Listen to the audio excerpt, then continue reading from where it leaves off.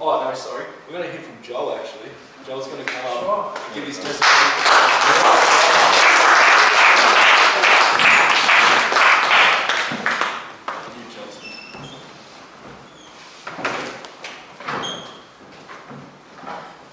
Thanks, Jesse.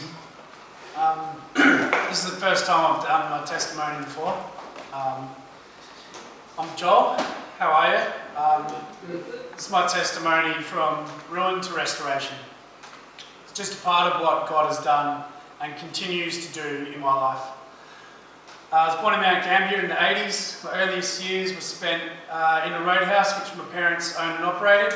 I'm the oldest of four. I grew up in a loving, relatively strict family.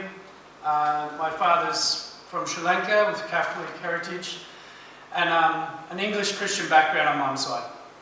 Started primary school here in SA before we moved to East Gippsland in Victoria, as we followed my maternal grandfather's ministry career in the AOG church. He was a pastor. I attended Sunday school, intelligent, hyperactive kid, loved sports and BMX bike riding, animals. You know, I was a regular kid. I loved reading the vast array of books in my Grand Bob's library. I socialised with church and school friends and was pretty friendly and popular. I was familiar with the Christian life.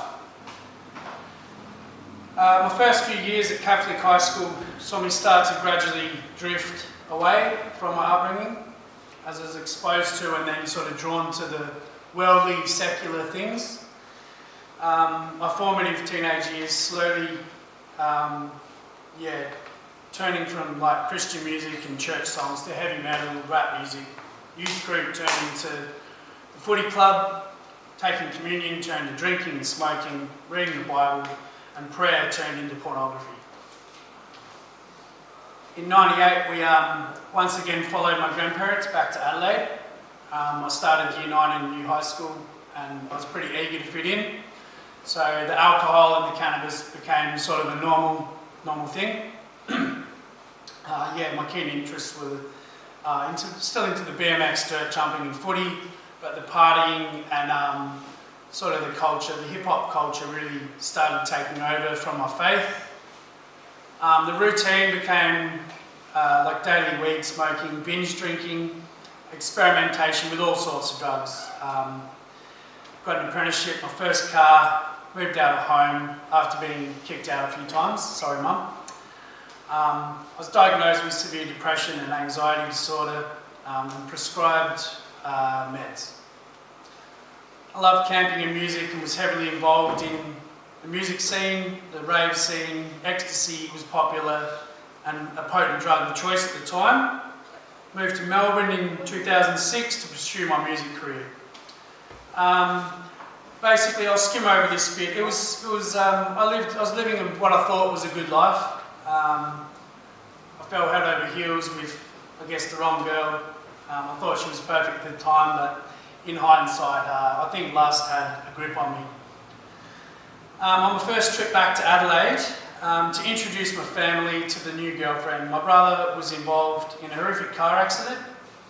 I just called him to surprise him that I was in town, and the knock at the door, it wasn't him, but it was the police. He later died after a short time in an induced coma. He just turned 20 years old. Although I had a cool job in the home, by the beach, the girl and the dog in the car, the loss of my little bro definitely took its toll on my mental health and the last of, I guess, my diminishing faith that I felt like I had was pretty much gone. 2009, my daughter was born. After a turbulent few years, she was kidnapped by her mum, and I haven't seen her since. It left me pretty empty, depressed and suicidal. I attempted to kill myself by hanging in a drunken stupor. But I think God had other plans for me when that rafter in the carport snapped.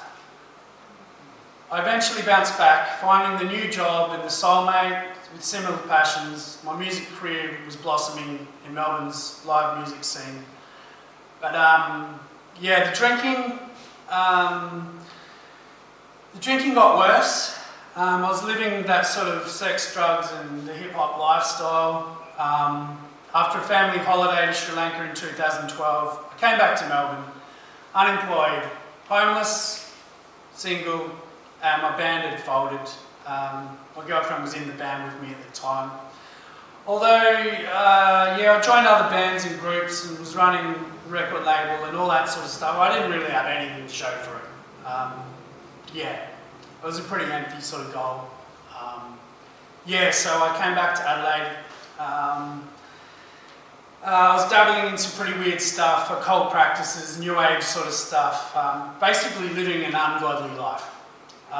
So I came back to Adelaide in 2014. That's the first time I was introduced to Teen Challlenge, and I think that really maybe planted a seed. I dived back into that same lifestyle. Psychedelics, marijuana. So I gave it another shot back in Melbourne with my music and ended up homeless, into the occult and conspiracies and dating exotic dancers. I actually watched a documentary series and it just opened my eyes to these sort of satanic deceptions embedded in the New Age movement and secret societies and things like that. I realised these strongholds in my life, and I immediately felt God prompt me to turn back to Him. And I remembered the promise I made when I was a youngster. I called my sister, who years earlier she'd found her faith after her own struggles with addiction and dark times.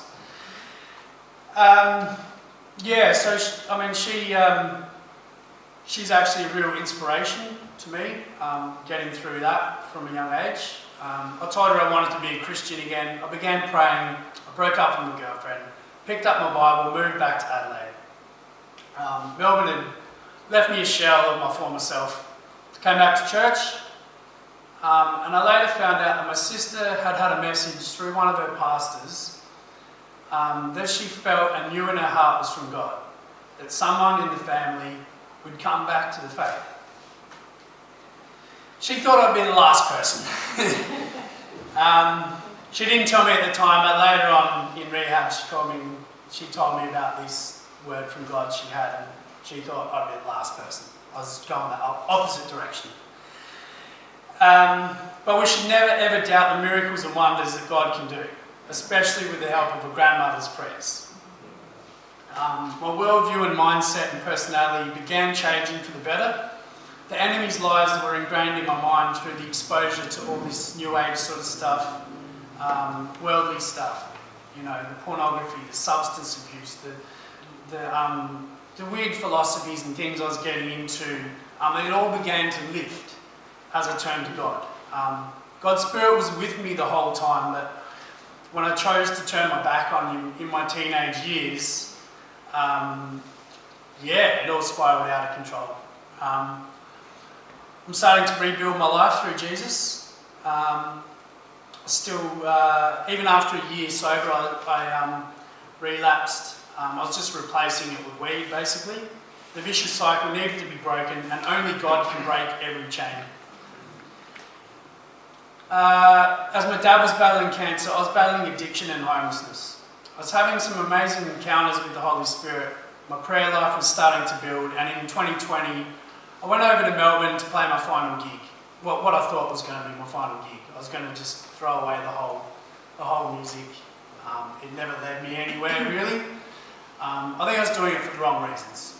That was an amazing 2 weeks in Melbourne. A lot of encounters with God. I met some powerful men of God. Curses were broken. I was planning things for the future. But even after my baptism in 2021 by my sister, I still was having a problem with alcohol.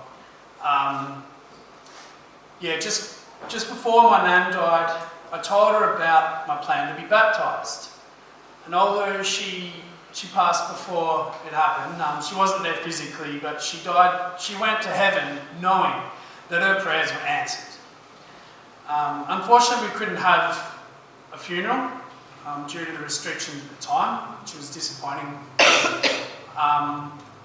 But the battle of homelessness and addiction led me back to Teen Challenge, via hospital, a mental health facility, backpackers, camping, abandoned houses. It was a bit of a mission, but I made it. My binge drinking was hindering my ability to explain the gospel and my testimony. But the prayers of my grandparents and my sister in her church are starting to come to fruition. I'm glad they didn't give up on me, because Jesus never gave up on me.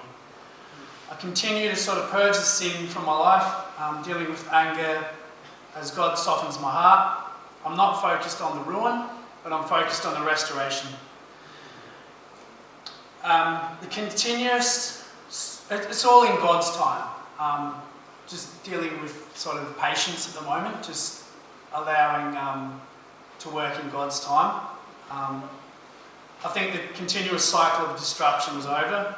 My destiny to be a soldier of the faith, exposing the darkness with light, is manifesting stronger than ever. I now write lyrics that glorify God, and I'm grateful for my Christian heritage. I've replaced my worldly pursuits with spiritual conviction, and now the joy is starting to outweigh the torment. With God first in my life, I'm turning that pain into a purpose, kingdom's purpose.